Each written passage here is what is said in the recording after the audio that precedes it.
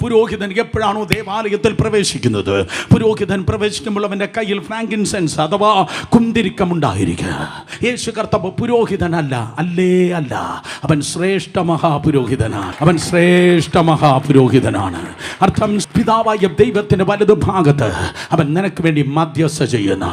രണ്ടുപേരെ തൊട്ട് പറ, യേശു നമുക്ക് വേണ്ടി സംസാരിക്കുന്നു. പറഞ്ഞേ, യേശു നമുക്ക് വേണ്ടി സംസാരിക്കുന്നു. യേശു നമുക്ക് വേണ്ടി സംസാരിക്കുന്നു.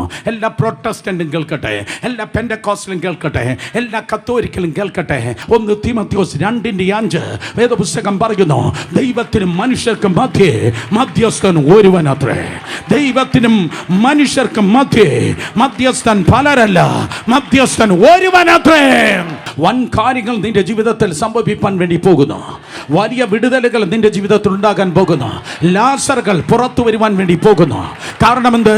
ഒരുവൻ നിനക്ക് വേണ്ടി സംസാരിക്കുന്നു.